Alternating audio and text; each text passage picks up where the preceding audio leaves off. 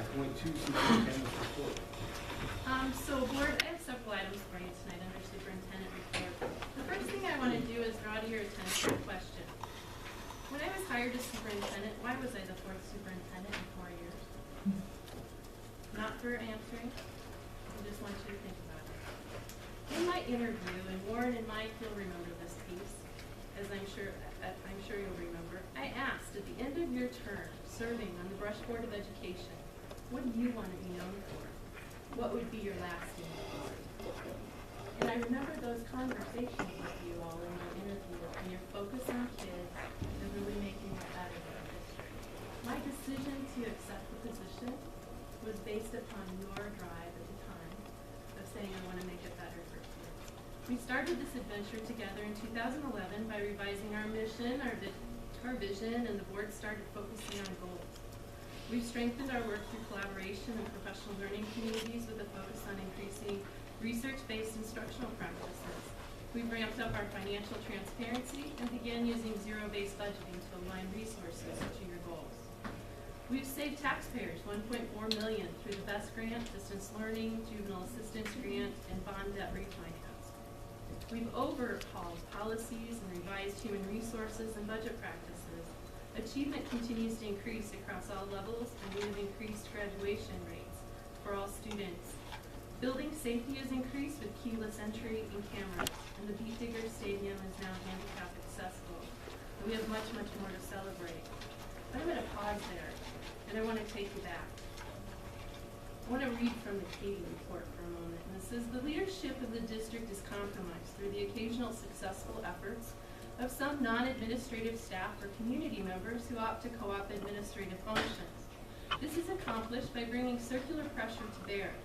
Various stakeholders describe a typical pattern as staff to parents and or community members, parents to community members to district leadership, and district leadership to administrators.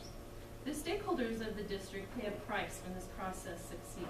The effective functioning of the district and its leadership may be undermined, and the accountability of all staff members to perform at acceptable levels may longer be assured. The topics of such pressures vary among various issues which carry with them serious consequences for students and staff. They range from personal issues to individuals seeking to avoid accountability to implement district initiatives, thus lowering the morale of those staff who step up to deliver the practices for which all should be accountable.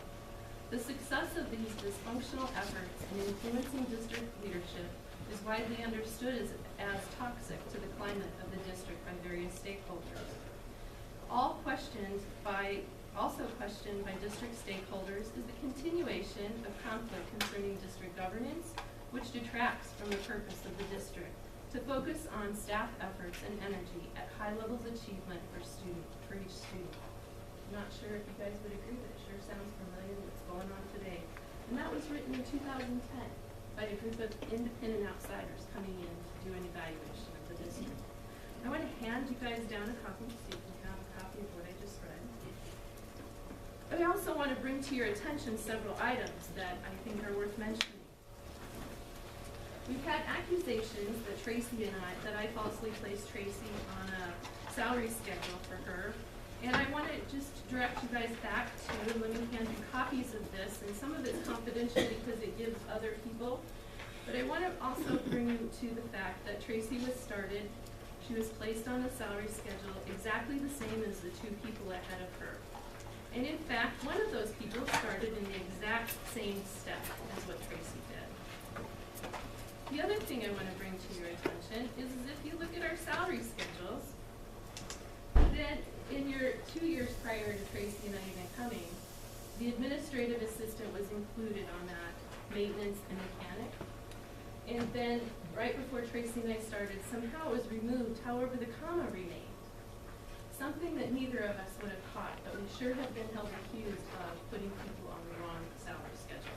So I want to bring that to your attention and provide you with documentation that, again, we're on a hunt for something that didn't exist.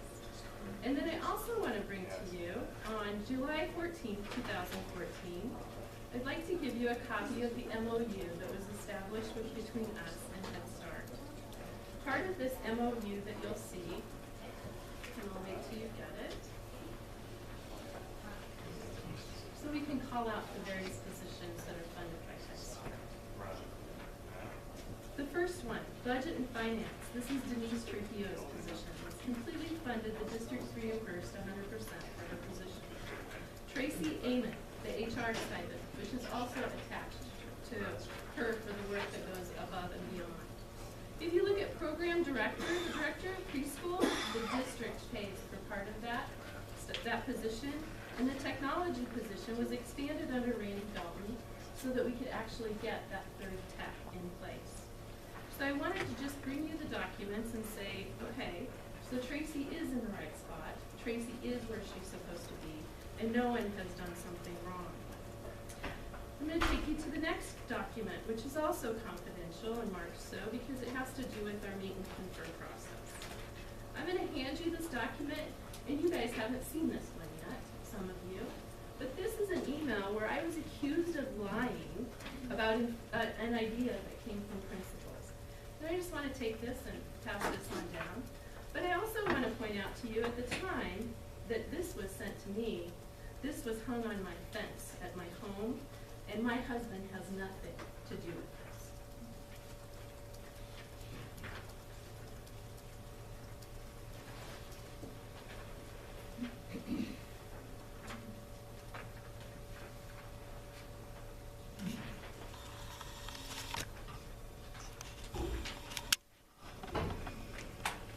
I also then want to make my next point in that the board did the only thing they can do, and we're going to talk censure for a moment.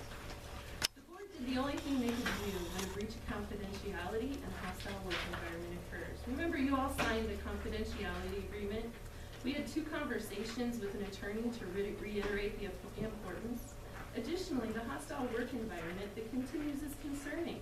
When a situation arises like this, if the board does nothing, you're essentially placing the district at risk for lawsuits. If you as a board do the only thing possible, which is censure, a lawsuit then arises, the board member is no longer entitled to a defense paid at district expense unless the board would authorize such expenditure. In essence, you're protecting the district resources from a lawsuit. As you recall from the advice from our attorney when it came to another personnel issue where there were comments made, not in executive session, the attorney said, our attorney, legal counsel to the board, said it would be advised for board members to seek their own independent legal counsel. You are in a challenging situation as a Board of Education to not only guide the district but also protect the assets for our kids. I know you didn't take the decision to censure lightly. You also did the only thing possible for protection. Discussing employees has to be done in executive session. Discussing elected officials cannot be done in executive session legally. And I'm going to keep on going here while I'm on that. Let's talk about Robert's Rule of Order.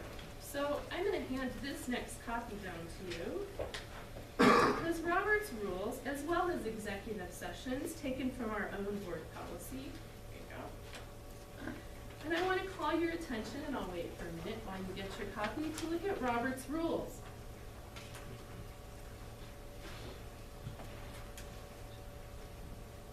You should have a whole packet,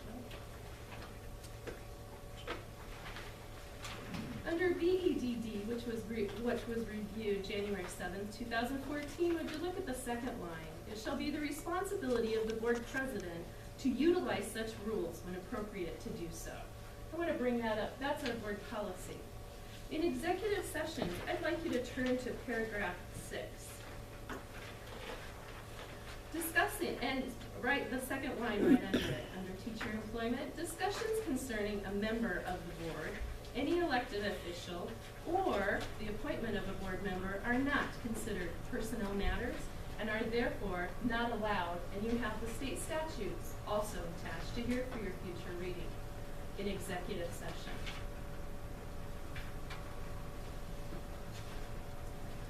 Due process per our legal counsel is also not afforded to someone who's an elected official. We checked that. In a recent letter to the editor, I was accused of breaching confidentiality. And the email that was referred to on the breach, I applaud 6 of you, because 6 of you understood that I was doing my due diligence to make sure you all understood that a local church was sending out a prayer request, and I just wanted you to have the heads up, as I always do on everything that I can get to you quickly, because I know that that's an expectation from day one. So that's where no confidentiality was breached. It was another false accusation. And then I want to go into the Cora request. So a copy of Public Right to Know. And what I'd like to do is point out to you as Board of Education that the Cora request for Mrs. Mesh took 15 hours to do. According to board policy, 14 of those are chargeable at 30 hours. We have not charged her, but it's because we did the work. And I would also point out to you as Board of Education, we set up the files and no one's come in to review those, per our legal counsel advice. I also want to then go ahead and share with you, because it was requested today, the Cora request and the battling that went on between a board member and our own legal counsel to the tune of $2,284. That's the February bill. I don't have the March bill yet. I'm reiterating to you now that you received notification on March 16th when you were made aware that your only employee in the district is feeling, I've been accused falsely, I've been targeted, and I've been watching the hostile work environment take place. I'm reiterating that again because I'm asking for it to knock it off, stop. I would also like to ask you to think about, in closing, what is your lasting legacy that you want to leave at the end of your term? One of personal agendas or one of support for the greater good of all of our outstanding students? I'm going to pass down policy EBA, which says, at the bottom of it, all the powers of the board lie in its action as a group. Individual board members exercise authority only as they vote at a legal meeting of the board and when the board has fully delegated authority to them. And I want to pass this down to you for consideration as well. And then the last board policy that I would like to leave with you is the first line, BCA E-1. As a member of the local Board of Education, this is your code of ethics. I will strive to improve public education, and to that end I will recognize that the authority rests with the board in legal session, not in individual members of the Board of Education. I have to tell you, as your only employee, I'm really disappointed to actually get the resignation of Tracy Amy, because she's absolutely worked tirelessly to move it forward, and she's one I've watched be targeted. Enough is enough, and I'm asking for you as a board to draw together, pull together, and get it stopped. That's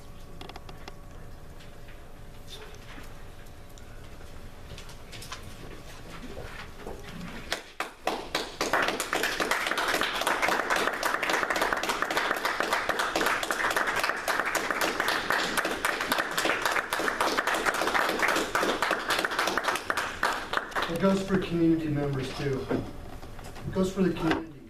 We keep running off good people, and it's like a favorite pastime for people in our town just to hammer it. And we've all been a part of that. But it's got to stop. And it's not going to stop unless everybody in the town, and even people that don't live in our town, it can't be the joy to come to the Board of Education meeting or to a work session or to some other thing and just try to ring it. It's bad. You know, I know a lot of people don't have